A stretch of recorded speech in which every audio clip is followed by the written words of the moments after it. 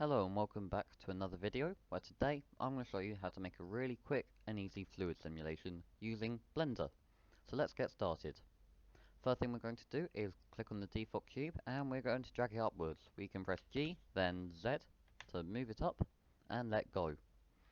I speak quite quickly, so if I'm speaking too quick for you, there will be this thing at the bottom to show you what button I'm clicking and what key I am typing. That might just help if I speak too quickly for you. We're now going to scale this down, so we're going to press S, then move our mouse in, and then we're going to press Shift D to duplicate, and Z to move it down. But now we're going to click back on the top one, and we're going to click Object, Quick Effects, and Quick Liquid. What this has done is it has automatically set up this liquid domain for us, and put us in the right setting to do it. We could do this ourselves, but it would take a bit longer, so we're just going to let the computer do it for us. And if we press play now, you can see it's made this small animation already, but that's not very exciting. So we're going to make it do a proper fluid simulation. So before we continue any further, we're going to go File, we're going to go Save As, and then you're going to find yourself a folder. So I'm going to just save it in my Blender folder, and then you're just going to pick something to call it. There we go, and save. I have found this can crash every now and then, so it's just good to do regular saves. Now we have saved, we're going to scale out this liquid domain, which is the outer box. What the liquid domain is it will keep all of the water inside this cube, which will help make our rendering and our simulation smoother and lighter on our computer. We're now going to click on the top cube, which is where our liquid is coming from. We're now going to click on the dot with the spinning circle, which is here, physics properties, and change flow behavior to type inflow. So now I'm going to explain to you what the difference is between them. Inflow means it acts a bit like a tap, so if we turn it on, water will just keep flowing out until we turn it off. Outflow is like a drain. When we turn on the drain, it will just take water out of our simulation until we turn it off. And geometry is what we've got here, where it puts all of our water drops in the shape of the object, which isn't very exciting. So we're going to select inflow. And then we're going to come back to this cube later to change a few more settings, but first we need to set up the other things. We're now going to click on the lower cube, the second cube, and we're going to click fluid, change the type to be an effector. So what the three types are: domain is the outer shell, which is this big cube that keeps all of our liquids together and will be where we do our final settings. You then have flow, which is what our last one is. So our inflow, our outflow, or our geometry flow. And then we have an effector, which is what we want, meaning it doesn't actually affect the water by adding or taking away, but it just lets the water splash against it or funnel it. So it's an object that lets the water interact with it, but without adding or taking away. So now we're going to click on the last box, and we're going to change a few more settings. First things first is we're going to change the resolution divides to 128. So as you can see, this blue dot's recentered back to where it should be, but it's also got a lot more condensed with dots. Each one of these dots is a single particle. We don't want to put too many particles in there, because otherwise our computer will slow down and struggle with it. But we'll end up using these physics dots to overlay our water to it. So we have a nice smooth surface. The more particles or divisions you put in, the more accurate it will be to water. 128 works quite nicely. We're now going to scroll down, make sure you're still clicked on the outer cube, and we are going to go down to Enable Mesh. We're going to click in the square next to the word Mesh, and then click down on the drop down arrow. So as you can see, it's sort of put this skin around the water, which will be the texture of the water, and it will be the final water drop that we see. The mesh will always wrap around the particles to give it a nice watery surface. And then there's the U press factor, which simply doubles whatever our divisions were. So it will double each one of these particles and then puts it in the outer rim, which is each one of these squares. Again, the higher that number is, the nicer it looks, but if you make it too high, it will just take a while to render, and you won't get a great outcome. So we're going to keep it as 2. That's a number I found works quite nicely. We're now going to pick this cache file. This is where it will save the temporary files. So I'm going to click on it. I'm going to go down to where we had our last folder. So I've actually got a folder dedicated to cache. And then inside this cache folder, will press accept. You need to make sure every time you make a project that you have a new folder inside that folder. So if you have 2 folders, if you use one folder for 2 projects, you'll quite often find parts of your old projects just randomly appearing. If you have a new folder every time, you will always only have the active project.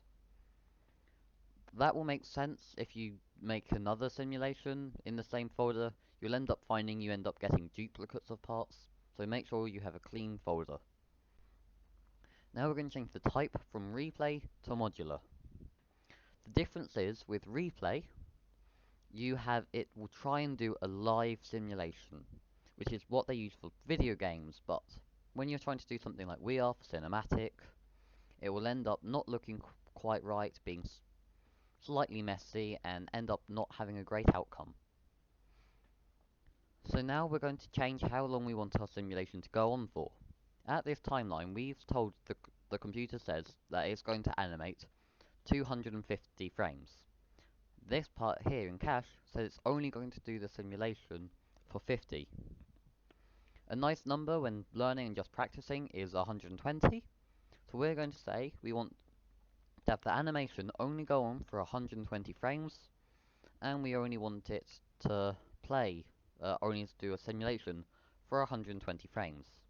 I know that this isn't very long, but once you get to grips with how this works, you can then increase the time for your simulations.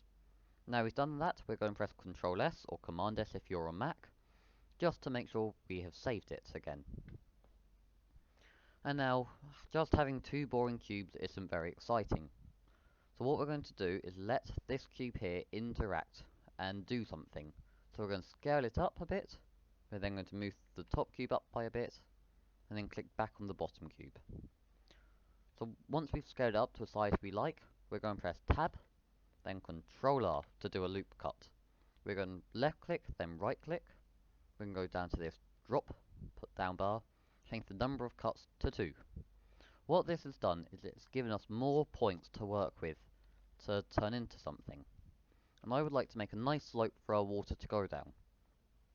So the way we're going to do this is we're going to be grabbing, so click on one point, then shift click on the other back points, and then press grab to move it back. Grab is G, and then we're going to click on one out point, move it along, and maybe up a bit, and then do the same on the other side, and then at the front, we can then move parts around until we have a slope shape that we're happy with. I think that would be quite nice to try run our water along. And then when you're happy with it, just press Tab to save that shape. If you want to, you can move the other cube back by pressing G, and then move it. And until you just keep messing around stuff until it looks to what you want it to interact with in your mind.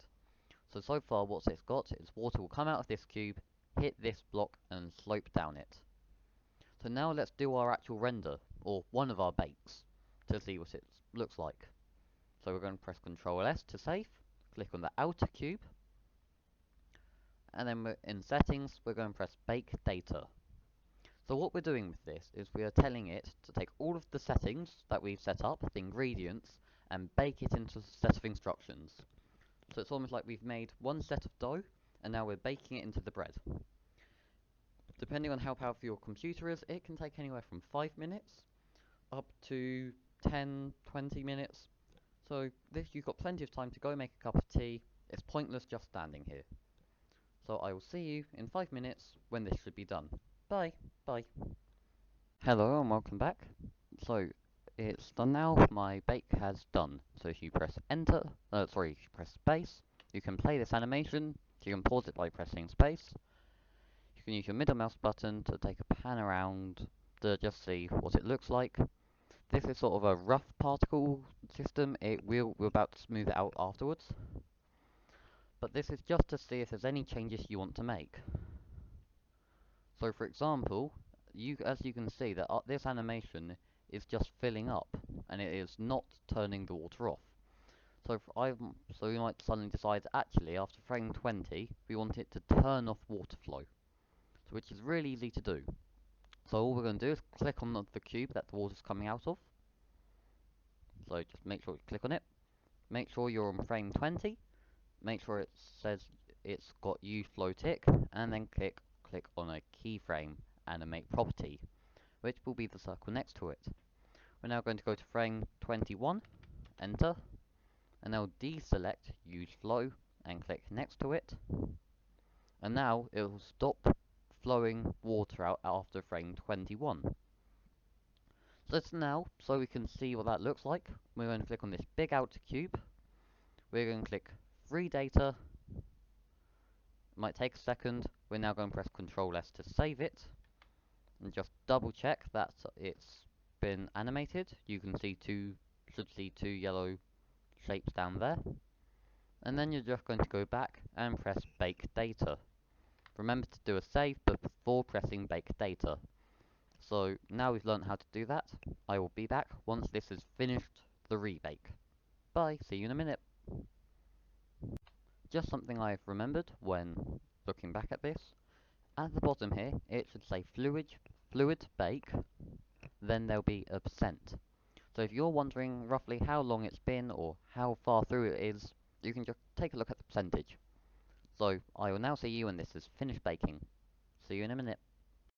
Okay, so now if we press enter or space, you can sort of see what it looks like. So it will flow water, it should then stop flowing water, and then it can all sort of settle and just drip off the edge of that rock that we added. So if we're happy with it, which I am, if you aren't happy with it, you can free your data and change any other settings. So now we need to scroll down until we get to mesh. And now we need to bake the mesh data, which is what's going to turn all of these particle points into water.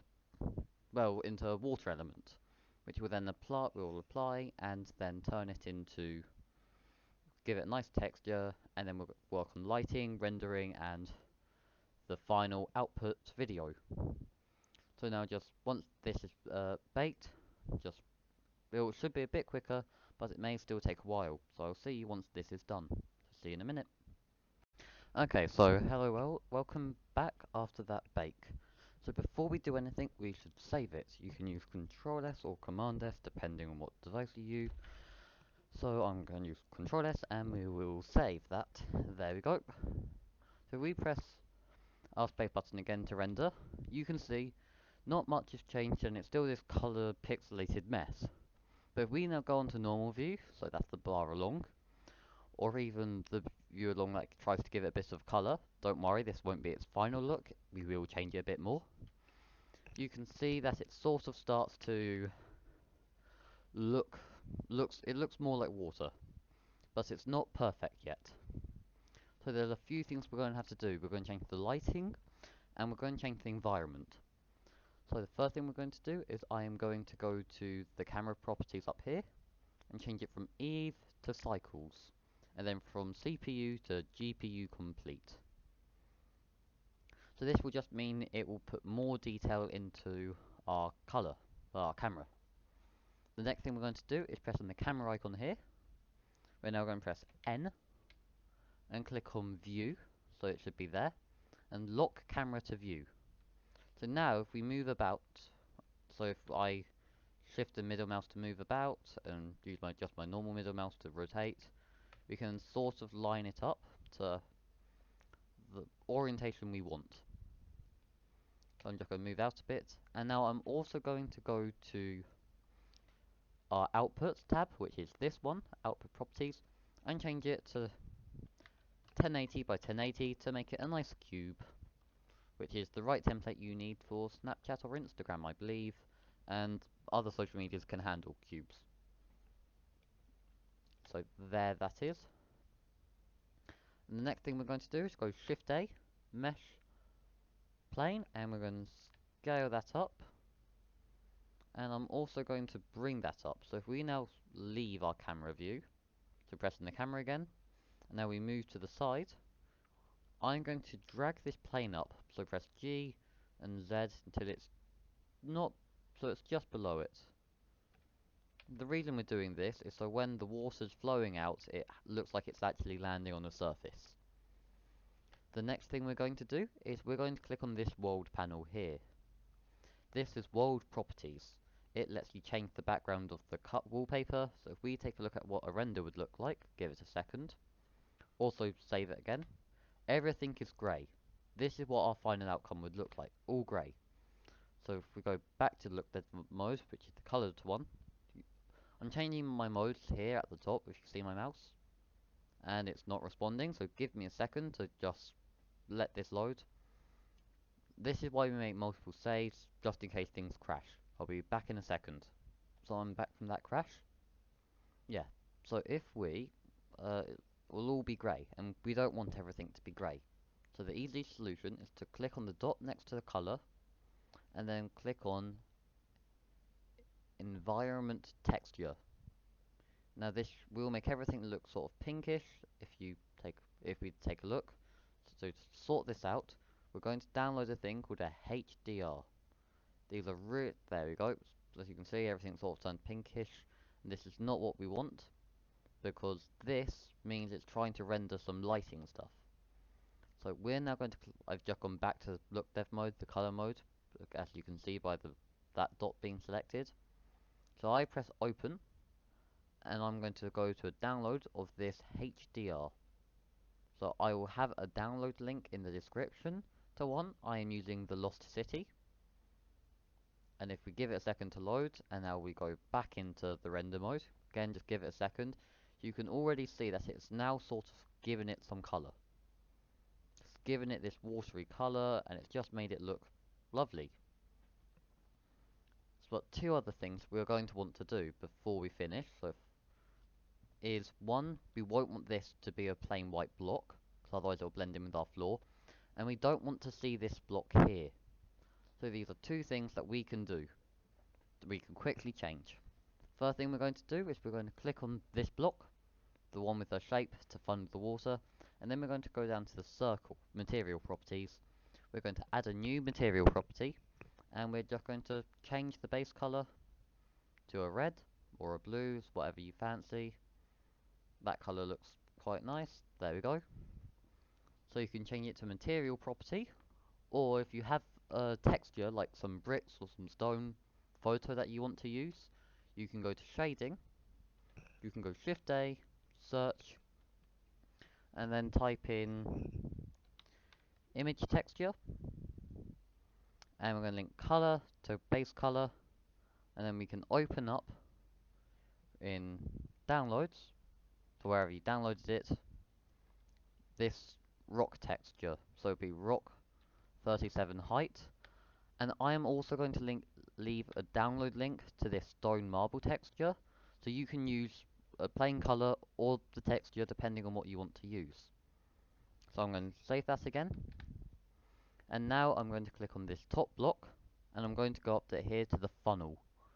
I'm then going to click on the camera, and then I'm going to click on this camera here to disable it, and then hide it from our vision.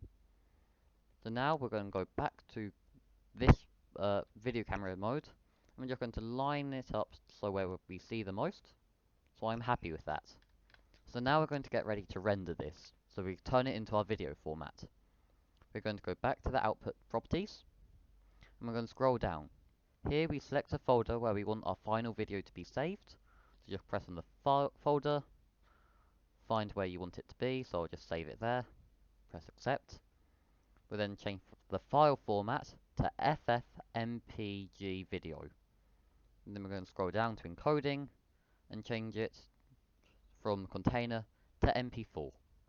If you are someone who's got experience with cinematics and photography, you can change that to your own preferences. This is just a simple thing for most people.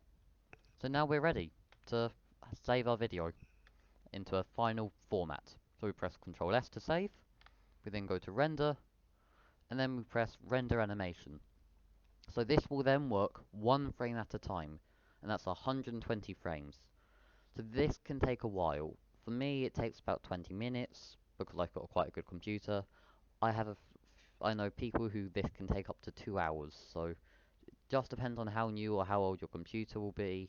It will take a while. The first frame will take the longest. So if it just stays like this for a while, don't worry. Again, like the liquid mode, there is a percentage bar back on the main application here at the bottom.